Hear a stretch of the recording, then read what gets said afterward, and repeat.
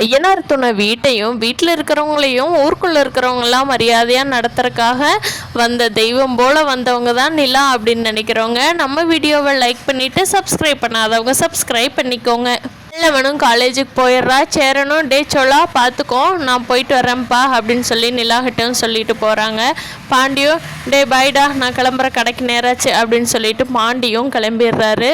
போகும்போது பாண்டி கேட்குறாரு, அண்ணே உங்கள் இன்ஜினியர் இன்னைக்கு கொண்டு வந்து விடுவாரா அண்ணே, இல்லை நான் உன்னோட சைட்டுக்கு இப்படியே வரட்டுமா அப்படின்னு சொல்லி கேட்கவும், இல்லைடா நான் பார்த்துட்டு ஃபோன் பண்ணுறேன் நீ அப்போது பார்த்துக்கலாம் அப்படின்னு சொல்லி சேரனும் கிளம்பிடுறாங்க. அப்போது நடேசனு சரி எனக்கு ஒரு ஃபோன் வந்துருச்சு அம்மா மறுமொழியே நான் போயிட்டு வரேன் அப்படின்னு சொல்லிட்டு அவரும் கிளம்பி போயிடுறாரு நடேசனும். அப்போது நம்ம சோழன் நிலா மட்டும்தான் வீட்டில் இருக்காங்க.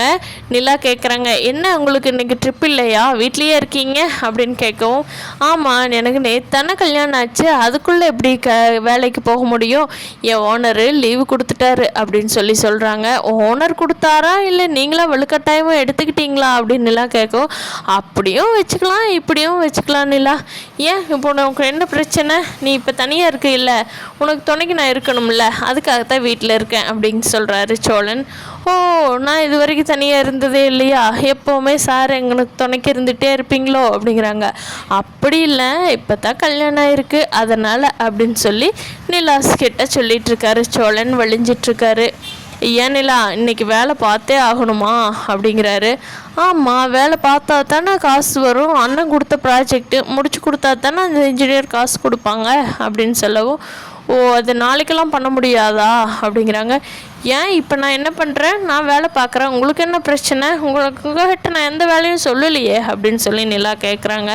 இல்லை நிலா அது கொஞ்ச நேரம் ரெஸ்ட் எடுத்துகிட்டு செய்ய அப்படிங்கிறாங்க. ஓ சோழன் நீங்கள் பேசாமல் வேலைக்கு கிளம்புறேன் கிளம்பி போங்க, என்னோடய வேலையும் சேர்த்து கெடுக்கக்கூடாது சரியா அப்படிங்கிறாங்க. என்ன நிலா நீ என் செல்லம் இல்லை அப்படிங்கிறாங்க. ஆமாம் சோழன் நான் உங்ககிட்ட ஒன்று சொல்கிறதுக்கு மறந்துட்டேன். என்ன நிலா சொல்லு அப்படின்னு ஆர்வமாக கேட்குறாரு சோழன். இங்கே பாருங்கள் இனிமேல் எல்லாரும் இருக்கிறப்போ இந்த மாதிரி பேசுறது என்னை தொட்டு பேசுறது இந்த மாதிரிலாம் வச்சுக்காதீங்க. பாவம் இல்லையா சேரனை, நான் வயசுக்கு மூத்தவர் எனக்கே கொஞ்சம் கில்ட்டாக இருக்குது அவர் இருக்கும்போது உங்களை கல்யாணம் பண்ணிக்கிட்டமேன்னு சொல்லி, இருந்தாலும் வேறு ஆப்ஷன் இல்லை அதனால் பாண்டி பல்லவன் சின்ன பையன் இருக்கான் அதனால் ரொம்ப டீசெண்டாக பிஹேவ் பண்ணணும் வீட்டில் எல்லோரும் இருக்கிறப்போ சரியா அப்படிங்கிறாங்க. சரி நிலா நான் ஒன்றும் அப்படி ஒன்றும் பண்ணலையே, இல்லை நீங்கள் பண்ணிடக்கூடாதுன்னு தான் யாரும் இல்லாதப்ப நான் அட்வைஸ் பண்ணுறேன் அப்படிங்கிறாங்க நிலா. சரி நிலா கண்டிப்பாக அப்படின்னு சொல்லி சோழன் சொல்கிறாரு. கேட்டுக்கணும் அப்படின்னு சொல்லிட்டு நிலாவும் அமைதியாகிடுறாங்க. பாண்டியோட ஷாப்புக்கு வானதி வர்றாங்க. பாண்டி என்ன வானதி இன்னைக்கு காலேஜ் லீவா? ஆமாண்டா இன்னைக்கு செகண்ட் சாட்டர்டே அதனால் லீவு. சரி என்ன இந்த டைம் இங்கே சுற்றிட்டுருக்க அப்படின்னு கேட்கவும், ஏண்டா நேற்று தான் சண்டை கட்டிட்டு ஃபோனை வச்சமே திருப்பி கூப்பிடலான்னு உனக்கு தோணுச்சாடா, மெடிக்கல் ஷாப் ஒருத்தி வைக்கிறேன்னு சொன்னாலே அதுக்கு என்னாவது வேலை இருக்கா, எது ஹெல்ப் பண்ணணுமா, ஏதாவது கூப்பிட்டு கேட்கணும்னு உனக்கு தோணுச்சாடா அப்படின்னு சொல்லி வானதி கேட்கும். எனக்கு அதை பற்றி தெரியாதுடி, தெரியாமையே நான் எப்படி அதை பற்றி சொல்ல முடியும், எனக்கு இப்போ இந்த 2 வீலர் கடை இந்த மாதிரி கேட்டேன்னா எனக்கு தெரியும் எந்த பொருளும் எங்கே வாங்கலாம் என்னென்னு, எனக்கு மெடிக்கல் சம்மந்தமாக எதுவுமே தெரியாதேடி அப்படிங்கிறாங்க. ஓ இதே உனக்கு அங்கே நிலாண்டியாக இருந்தால் எது எங்கே கிடைக்கும் எப்படி கிடைக்கும் எல்லாம் விசாரித்து சொல்லியிருப்பீங்க, ஏண்டா நாங்காட்டி தான் உனக்கு அவ்வளோ அசால்ட்டாக இருக்கிற அப்படின்னு வானதி கேட்கவும் பாண்டி கோவம் வந்துடுது. வானதி நீ பாட்டுக்கு வாய்க்கு வந்தது எல்லாம் பேசிகிட்டு இருக்காத, அப்படியெல்லாம் இல்லை எனக்கு அதை பற்றி தெரிஞ்சால் தானே தெரியும்னு சொல்லுவேன். ஏன் வானதி இப்படி பண்ணுற? ஆமாண்டா உனக்கு நான் ஒன்றும் சொல்லிடக்கூடாது, அதுவும் உன்னை பற்றி சொன்னால் கூட கேட்டுக்குவேன், அந்த நிலாவை பற்றி சொன்னால் உனக்கு ஒன்றுமே பிடிக்காது. உங்கூடையெல்லாம் எப்படித்தான் நாளைக்கு கல்யாணம் பண்ணிக்கிட்டு ஒரே வீட்டில் அதுவும் அந்த நிலா கூட நான் எப்படித்தான் வாழ்வணும் எனக்கே நினைக்கும் போதே கஷ்டமாக இருக்குது அப்படிங்கிறாங்க. ஆமாம் ஒரே வீட்டில் தான் இருக்கணும் வேறு ஆப்ஷன்லாம் இல்லை, வேணும் நீ ஒரு வீடு கட்டிடுறியா புதுசாக நம்ம அங்கே இருந்துக்கலாம் அப்படிங்கிறாங்க. ஏன்டா நான் கட்ட முடியாதுன்னு நீ சொல்கிறியா, இரு மெடிக்கல் ஷாப் வச்சு நானும் லட்சமாக சம்பாரித்து கட்ட போகிறேன், அன்னைக்கு நீ என் பின்னாடியே வரப்போகிற பாரு அப்படிங்கிறாங்க. சரி அப்படியா ஏதாவது பண்ணு, நானும் தான் மொதல் சந்தோஷப்படுற ஆள் அப்படின்னு சொல்லி பாண்டி சொல்கிறாரு. வேகமாக வீட்டுக்கு விறுவிறுன்னு போன வானதி அங்கே போய் அவங்க அப்பா கிட்ட கேட்குறாரு, நைனா என்ன காசு ரெடி பண்ணிட்டியா நான் மெடிக்கல் ஷாப் வைக்கிறதுக்கு அப்படிங்கிறாங்க. அவங்க அம்மா இருந்துட்டு, என்னடி கொடுத்து வச்சுட்டு போனவளாட்ட கேட்குற, மெடிக்கல் ஷாப் வைக்கிறதுக்கு ரெடி பண்ணிட்டியான்னா அப்போ நீ என்னடி என்ன நினச்சிட்ருக்க, அதுக்கு எவ்வளோ லட்சத்துல இல்லடி பணம் வேணும், அதுக்கு எங்கடி போகிறது, அவ்வளோ காசு இருந்தால் தான் உன்னை எவங்க இல்லையாவது பிடிச்சி கொடுத்துட்டு நின்னார் சிவனேன்னு இருப்போமே அப்படிங்கிறாங்க. இங்கே பார் அம்மா, நான் உங்கள்கிட்ட பேசலை, நான் நைனாட்ட பேசிகிட்டு இருக்கிறேன். சொல்லு நைனா, நான் மெடிக்கல் ஷாப் வைக்கணும்னு சொல்லிட்டு போனேன்ல, பணம் ரெடி பண்ணிட்டியா அப்படிங்கிறாங்க. என்னம்மா வானதி, நான் திடுதிப்புன்னு எங்கே போகிறது அவ்வளோ காசுக்கு அப்படிங்கிறாங்க. ஆமாம், என் கல்யாண செலவுக்கு சேர்த்து வச்சுருப்பீல, அதை கூட, எனக்கு நகையெல்லாம் ஒன்றும் போட வேண்டாம், நான் மெடிக்கல் ஷாப் வச்சு பொழைச்சிக்கிறேன் அப்படிங்கிறாங்க. ஏம்மா அதெல்லாம் நம்மளால் முடியுமாம்மா, சும்மா திடுப்புன்னு கேட்குறியே, இருக்கிற கொஞ்சம் நஞ்சம் காசையும் அதில் போட்டுட்டு ஏதாவது ஒன்றுனா என்னமா பண்ண முடியும் அப்படிங்கிறாங்க.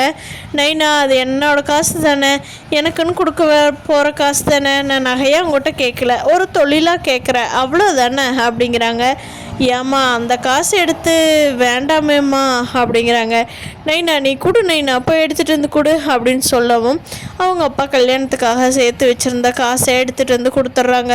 அவங்க அம்மா சொல்கிறாங்க, இங்கே பாருடி, இந்த காசை மட்டும் நீ ஏதாவது ஒன்று பண்ணிட்ட, இந்த காசெல்லாம் எங்களால் எல்லாம் சம்பாதிக்க முடியாது, ஒரு தடவை தான் சம்பாரித்து கல்யாணத்துக்கு சேர்த்து வைக்க முடியும், இதுவே உங்கள் அண்ணனுக்கு எதுவும் கொடுக்கலடி, உனக்கு மட்டுமே இருக்கிற மொத்த காசையும் கொடுத்துருக்குது, இன்னும் அவனுக்கு பின்னாடி அவனுக்கு கல்யாணம் பண்ணணும், அதுக்கெல்லாம் என்ன பண்ணுவோம்னே தெரியலடி, மொத்த காசு எடுத்து உங்கள் கையில் கொடுத்துருக்குது, பார்த்துக்கோ, மரியாதையாக மெடிக்கல் வச்சு சம்பாரித்து கொடுத்துரு, ஏதாவது பண்ணுன அதுக்கு மேலே அப்படிங்கிறாங்க.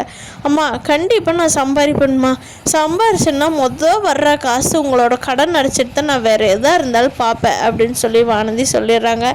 அதுக்கு வருமானம் வரணுண்டி, அப்புறம்தான் கடன் அடைக்கிறதில்ல அப்படின்னு சொல்லி அவங்க அண்ணன் சொல்லவும், டே போடா உனக்கு பொறாமடா நான் மெடிக்கல் ஷாப் வைக்கிறேன்னு அப்படின்னு சொல்லி அவங்க அண்ணங்கூடையும் சண்டை கட்டிக்கிட்டு 2 பேர் இருக்காங்க.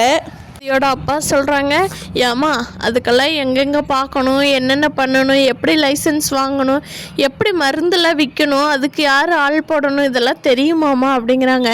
நைனா அதுக்கெல்லாம் நான் ஆள் பார்த்து வச்சிட்டேன் நைனா, நீ காசை மட்டும் கொடுத்துட்டில்ல, நீ போய் ஜாலியாக இரு நைனா, நான் நாளையிலேருந்து எப்படி வருமானம் வரப்போகுதுன்னு பாரு, பஜாரில் ஒரு பெரிய கடையாக நல்லா கூட்டம் கூடுற இடமா பார்த்து மெடிக்கலுக்கு பிளான் பண்ணி வச்சுருக்கிறேன், நான் எப்போ இனாக்ரேஷன் வைக்கலான்னு சொல்லி பார்த்துக்கிட்டு இருக்கிறேன், கன்ஃபார்ம் பண்ணின உடனே நான் உங்கள்கிட்ட தான் முதல்ல சொல்லுவேன் அப்படின்னு சொல்லிட்டு வானதி அந்த காசை வாங்கி வச்சுட்டு போய் கடையெல்லாம் பார்க்க போகிறேன், பாய், நான் நீ நாளையிலேருந்து பிஸ்னஸ் உமன் சரியா, எனக்கு ரெஸ்பெக்ட் கொடுக்கணும் தம்பி அப்படின்னு சொல்லி அவங்க அண்ணாவை பார்த்து சொல்லிட்டு போகிறாங்க. வானதி, போடி முதல்ல போய் கொடுத்த காசு உருப்படியாக பண்ணுறக்கு வழியை பாருடி அப்படின்னு சொல்லி அவங்க அண்ணனும் வானதிக்கிட்ட அனுப்பிச்சி விட்டுறாங்க.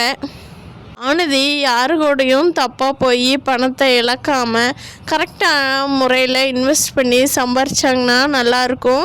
ஆனால் வானதி போகிற போக்க பார்த்தா யாருக்குமே அப்படி தோண மாட்டேங்குது. பார்க்கலாம் ஃப்ரெண்ட்ஸ், ஐநார் துணையில் வரப்போகிற நாட்களில் என்ன நடக்க போகுதுன்னு இந்த வீடியோ பிடிச்சிருந்தா லைக் பண்ணிவிட்டு கமெண்ட்